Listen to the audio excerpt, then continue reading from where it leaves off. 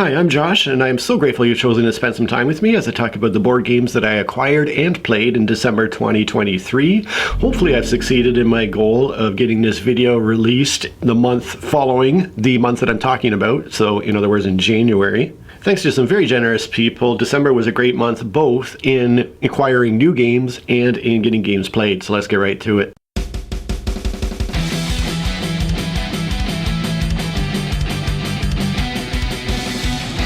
I'll talk about the games that I acquired first. I was able to pick up for myself 4 games and 1 expansion. I got for my kids and family 1 game and 1 expansion, and then I also picked up a game for Paul because he had a birthday shortly after Christmas. So the first person that made this all possible was one of my Patreon supporters, Osmondus. Now, he's already my #1 Patreon supporter, and he went above and beyond for me for Christmas by finding one of the major board gaming retailers in Ontario, Canada here. He got me a gift certificate from that shop and said, here's a gift certificate, go buy yourself some games. So I did. I picked up 2 games that are both small 2-player only games. One is called The Hunt, which was released in 2023. It is a historical-based game from the Second World War where we have one player that is trying to get their convoys of ships safely to port while the other person is doing hidden movement, sneaking around trying to attack those convoys. Another one I picked up is called Mob Big Apple, and this is a game, again, that is a small 2-player only game that is designed by Steve Finn, who designed a wonderful game years ago called Biblios, which I still have in my collection. And then in terms of expansion content, I also treated myself to some specific Lord of the Rings Magic the Gathering cards. So I went out and picked up a bunch of characters for my Magic the Gathering decks. I got Gimli and Legolas and Sam and Strider and even Sauron. So I was able to pick out some individual cards, which I almost never buy individual Magic cards. When I do buy them, typically I'll get a sealed pack most of the time. So it was really fun to be able to do that kind of shopping. Now, my 2 boys, as their Christmas gift for me, each contributed a bit of money to allow me to pick out a game for myself. So I went out and I picked up Sky Team, which is a game that I talked about last month. Yet again, we have a small 2-player game, this one being a cooperative game in which players are pilots trying to land an aircraft. And then another one of my faithful viewers on my channel here, called Not Quite Dead, just went ahead and sent me money via PayPal to treat myself to some stuff for Christmas. So with that money, along with my normal Patreon support, I picked up The Adventures of Robin Hood, Friar Tuck in Danger, which is an expansion for The Adventures of Robin Hood, a game that I got for my kids, I think it was last Christmas, if not 2 Christmases ago. Might have been last Christmas, but it's a cooperative campaign game that the boys really enjoyed playing through with me, and so we had reached the end of the campaign and now we have some expansion content to play through together. There were 2 games that I picked up as Christmas gifts for my older son Evan as well. So one that he had requested that I get for him was a game called Quarriors, and then I also, in looking at kind of little quick playing games that might interest him, I found a game called Basketball Highlights Crunch Time. So those are 2 games that I had for Evan for his Christmas gifts. I also picked up for myself yet another, the 4th one now, small 2-player only game, seems to be my niche these days, called Spies and Lies, a Stratego Story. I was first drawn to it because of the price. It was on sale for just $10 or something like that. But I also saw that it was a 2-player bluffing deduction type game, which always interests me, so I picked that up as well. And then I picked up a party game called Wavelength so that I could play that with my family for Christmas. So we did our family Christmas in early January. All the family came to my house. I hosted the event, and so I wanted to make sure I had a couple of good group party games to play. When I talk about my games played in January, I'll talk about whether or not we got that played. We didn't. But then the final acquisition was not for me. Like I said, I picked up a game for Paul for his birthday, and this was Wild Tiled West from the same designer as Clank, a game and game series which I have loved for many years. So those were all the exciting new additions. Some of them got played. I'll talk about that now when I get into the games that I played in the month of December. So in terms of games played, we have 12 unique games to talk about.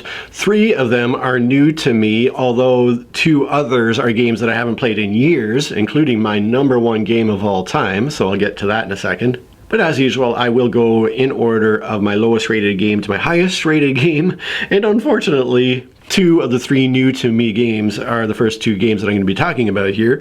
The first one, unfortunately, being the game I got for Evan called Basketball Highlights Crunch Time. This is another small 2-player only game that I thought, because of the basketball theme, would interest Evan, and because it is a very simple 2-player game, I thought it might be one that he could play with friends when they come over to hang out with him here at the house. Like I said, it's a very simple game. It kind of abstracts basketball into its key element of player positioning on the court. So obviously that's a big part of the game, is players positioning themselves as the dynamics of the plays progress.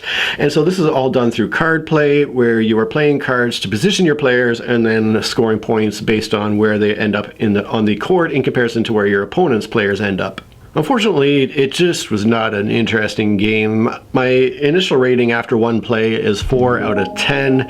Now, the designer on BoardGameGeek has some variant rules that they were considering putting in the published game, where some of the movement is done a little bit more secretly as opposed to being open information, and they had chosen to not include that style of play in the official rules, but the designer had put that out there as an option for players to try. So I'd like to try the game at least one more time with that variant and see if it changes my opinion of the game. I don't know if it'll change all that much. Well, the second game here was the other game I got for Evan. This is Quarriors, a dice building game. So it's like a deck building game with dice. Evan had played this 2 summers ago when he did the summer gaming camp, and he was introduced to the game at that point, and ever since then this game has been on his mind as one that he wants to pick up, so I finally got him a copy for Christmas. Our first play was 3 players with myself, Evan, and one of his neighborhood friends here. And my initial rating is 5.5 out of 10, although for Evan this is a 9 out of 10 game. It's one of his favorite games of all time at this point. Now, despite the rating I've given it, I will say that the game is more fun than I thought it would be. And part of that is playing with Evan, who absolutely loves the game, and just the enjoyment of kind of sitting there with my son, chucking dice and seeing what happens. And that whole just kind of seeing what happens is unfortunately what you kind of do, because there isn't a ton to the strategy of the game. People on BoardGameGeek have commented that there are sort of 2 layers of randomness in the game, that with a regular just card-based deck building game, you have the randomness of which cards you draw each turn, but then based on the cards you draw, you can figure out some tactics and strategy to play out the game. However, with this being a dice-based game, you have the double randomness of first just drawing your dice from the bag, seeing what dice you randomly draw, and then rolling the dice to see what random sides come up to see what you have to work with for your turn. And typically what you'll do is you'll draw your dice, you'll roll them, and then based on your resource that comes up on your die in terms of your spending power, you're only allowed to purchase 1 new die per turn. So I mean, typically what you'll do is you'll roll your dice, you'll see how much spending ability you'll have, you'll get the best die you can buy with the resources you have, you'll add it to your pile, you'll get some monsters in play that'll hopefully score you points on your next turn, and then you're just more or less along for the ride based on the dice you draw and what rolls they come up with, and there's not a lot in the way of interesting decisions to be made. Like I said, though, it's still an enjoyable experience for me to sit down and play this game with Evan, and I am a sucker for dice, so it's just fun to chuck some dice in a game. Next up is a game I was super excited to get to, because it's one that I haven't played in years and years. This is one that I played on Board Game Arena. I asked sort of one of my friends that I play on Board Game Arena if this is a game that we could play, so this is Dungeon Twister. The kind of funny history to this game is when I was married, my primary gaming partner was my wife, and she was always down to try any game, to play any game, except after the one time we played Dungeon Twister. I had purchased a copy of the game at that time. That was the only game after playing that one time that she said she would refuse to ever play again.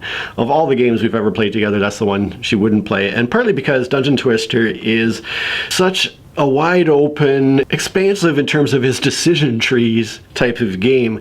The game itself is easy to learn. You are just basically using some action points every turn to move your characters along this maze-like map, but you can use action points to do a number of different things, including rotating rooms in the maze, thus kind of changing the layout of the maze and changing all the pathways. The ultimate goal is you're trying to acquire points by either getting your characters all the way through the maze to your opponent's side, or getting into combat and eliminating your opponent's characters. So each time you do those two things, you gain some points, and it's first to 5 points wins, unless you want to play a slightly longer game. So the rules are simple to learn. You got these action points, you can pick up items, you can battle opponents, you can flip the maze rooms, you can move through the maze. But because you have all this stuff you can do on the board with your action points, it makes for a lot to think about in an ever-changing game as you progress. My opponent hadn't played the game before, and I don't think she kind of really caught on to how the game works, because even though I hadn't played the game in years and years, I ended up winning it 5 points to 0. I'm very grateful that she did play it with me though, because this is possibly the game I was most excited to try when I got onto Board Game Arena and started playing there again. I rate it 7 out of 10. It is a fun game. It's one I enjoy playing. It's not necessarily a really top tier game though, but there's something about it that definitely appeals to me. Any maze board in particular is one that's going to immediately grab my attention.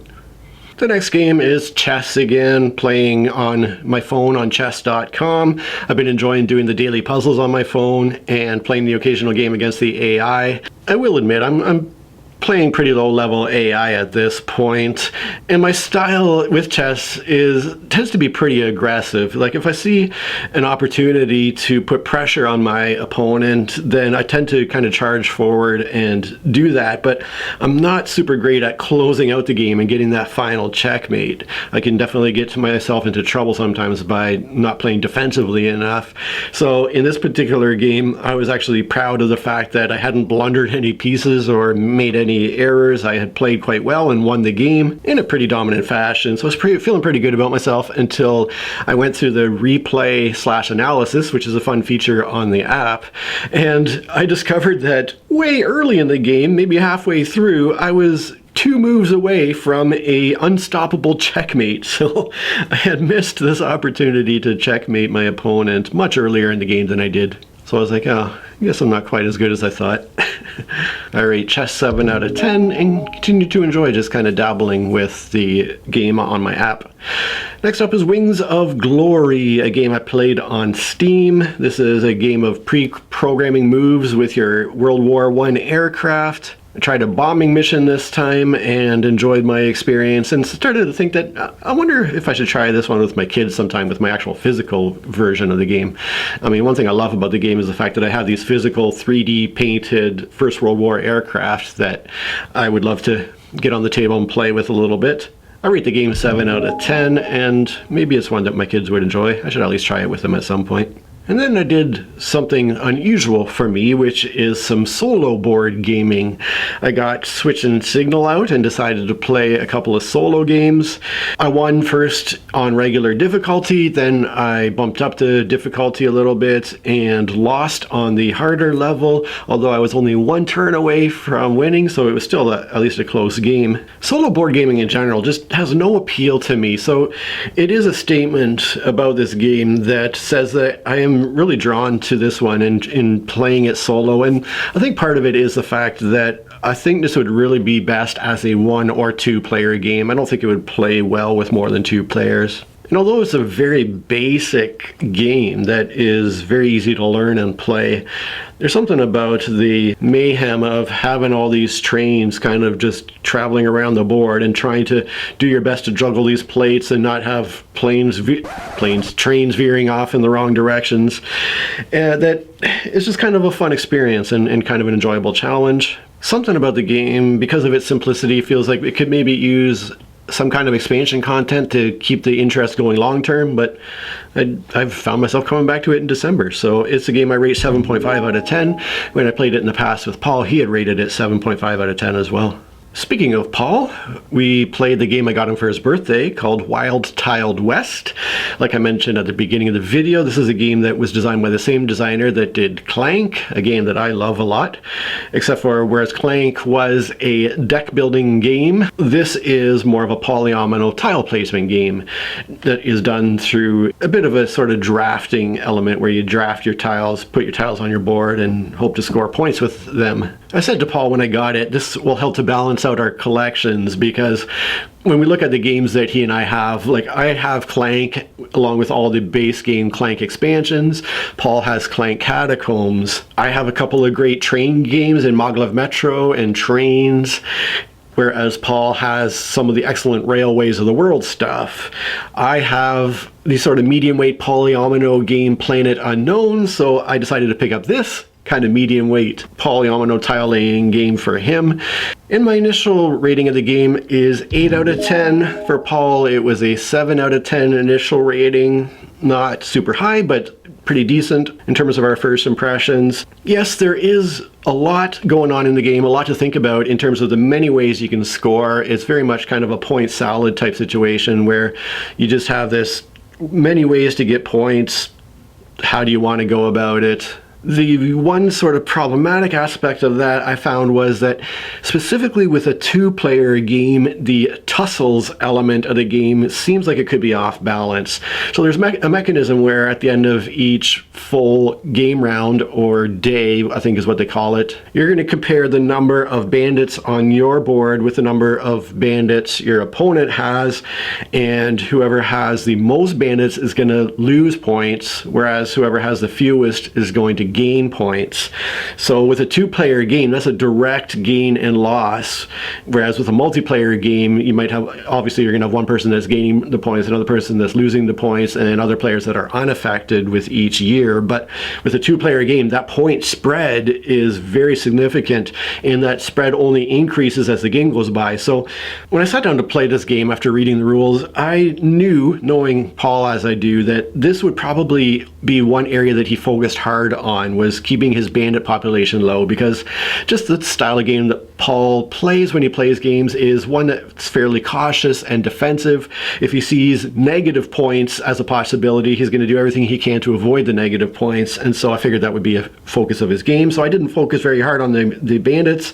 As a result, Paul won each of these tussles that happen at the end of each round of play, which by the end of the game is something like a 36 victory point swing when you look at the minus and positive points in that aspect. So I think going forward in future two-player games, I might suggest ignoring the negative points aspect of it. I would say maybe just award the positive points to whoever has the fewest bandits, still give that player another extra bandit as kind of a balancing mechanism, as just like in the regular rules, but maybe ignore the negative aspect of those just in a two-player game. Anyhow, though, I'm very interested in continuing to explore the game and to see what I think about it with future plays. The next game here is Sky Team, which I have talked about at least in one previous month. I had been playing this game on Board Game Arena and really enjoying it. So, like I said, my kids bought me the physical version of the game, which I was super excited about. Paul and I did play again on Board Game Arena, and we lost our first game because Paul confused the bank angle direction of our aircraft, and we ended up going into a spin. So we retried it, and we won the second time. But then when I got the physical version, I got it to the table and tried it with Evan, and Evan loved it. He was immediately like, we have to play all of the missions, because the game comes with all of these progressively more difficult missions, where it gives you a bunch of different challenges in terms of the things you're dealing with as you're landing your aircraft. Now, it'll be interesting to see how that actually plays out, because I do wonder that with this being such a very simple game based around dice rolling, you basically roll some dice each round, assign the numerical values to different tasks that need to be performed in your aircraft, and I do wonder that as you increase that difficulty, are you then just making an increased reliance on rolling very specific numbers? Is that where the difficulty comes in? If that's the case, it's not going to be very interesting in terms of the luck versus strategy balance. However, in looking at some of the modules, some of them do actually look really interesting and add some interesting strategic considerations. So in either case, I'm excited to continue to try it. I rate the game 8.5 out of 10. Paul has rated it 8.5 out of 10, and then when I asked Evan his rating, he also said 8.5 out of 10. So we're all in perfect agreement on how awesome this game is. I got back to Steam for my next game, and that is Isle of Skye from Chieftain to King. I set up a 3-player game for myself, an easy level AI and a medium level AI. I ended up winning, which is great because there's something about losing against AI opponents that I find pretty irritating. I really don't mind losing against human opponents, but losing against AIs irritates me. I do need to bump up the difficulty levels though with this particular game.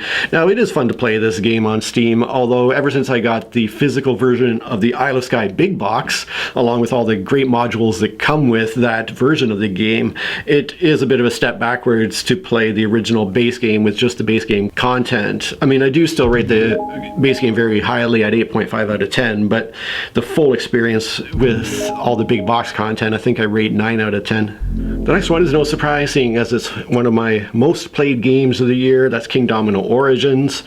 I'll talk more about those stats when I do a video about my 2023 as a year in gaming. Paul won again, and when I was flipping through all of our little score sheets in the game, I counted up our total wins and realized that Paul has won 7 of the times we played, whereas I've won 3 times. So he's got my number on me with this particular game, as with most games. But, you know, we keep coming back to it because it's just such a simple, quick playing, but very fun and highly tactical game.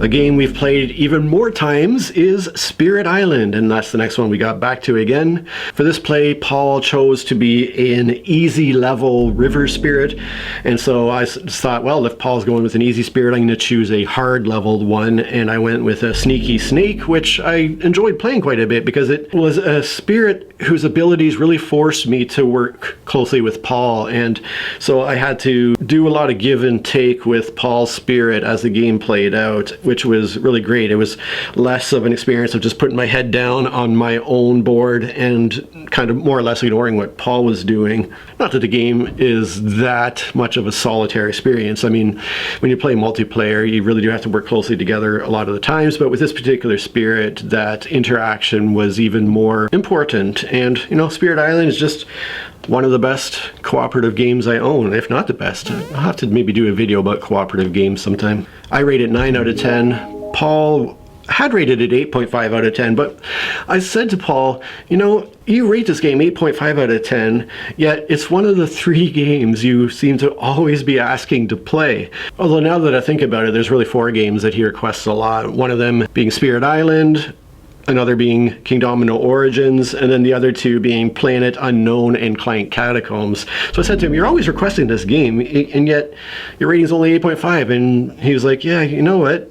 I should probably bump that up to a 9. And then after another further minute or 2 of thought, he was like, maybe 9.5. So we'll adjust Paul's rating to 9.5 out of 10 on Spirit Island. And speaking of great games, we have the best game of all time, Gloomhaven. The reason I got back to this one for the first time in a few years is because I tried it out on the Steam version. Now, the whole Gloomhaven world kind of came to a sudden end when my marriage ended, because I was playing through all of that Gloomhaven content with my now ex-wife and with somebody who was pretty much my best friend at the time, who decided to part ways with me when my wife did. So Gloomhaven's been sitting on the shelf untouched since then, and so I was very excited to try it on Steam.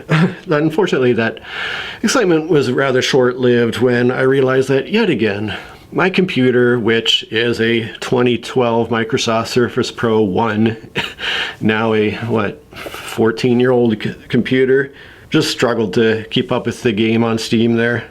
Added to the challenge was the fact that I found the user interface to be a little bit difficult. I ended up failing the mission I tried because I didn't realize there was a door in a room, and I got to a point where I was like, well, now what do I do? So I was just kind of wandering around, using up my last actions, trying to figure out where to go, what to do, not realizing there was a door sitting right there. So although it does look nice in terms of the way they've presented it in digital format, there were some challenges there. I mean, I do rate Gloomhaven 10 out of 10. I managed to get through the entire base game campaign over a series of 50-something plays, with each play being at least a couple of hours, so there's a lot of hours I put into the base game. At the time, I'd also picked up some of the expansion content, Forgotten Circles and Jaws of the Lion, that have been pretty much untouched since I got them. And so, while it was definitely very bittersweet to get to Gloomhaven, it certainly brought up a lot of difficult emotions. I will someday have to maybe try Jaws of the Lion with my kids, which apparently is a good entry point to what is a highly, highly complex board game. So that was my gaming month of December. You know that I always love to hear from you in terms of what games you're getting to the table, which titles are exciting you currently, what upcoming games you have your eyes on. Please do get into the comments and let me know. Really appreciate you watching, and I'll catch you on the next one. Cheers. Hi, I'm Josh from the YouTube channel WriteToJoshYaks. You know where I am. I picked up that might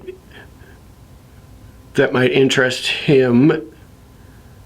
You'll roll the die. If this is a game that she'd be expansive in terms of its decision base type of,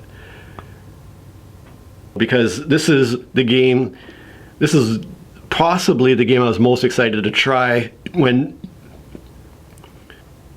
but there is something that definitely appeals to it. Anyhow, I am certainly interested in continuing to explore the game and see what I think of it so the next time I have very, when I talk about 2023 as a whole in terms of my gaming,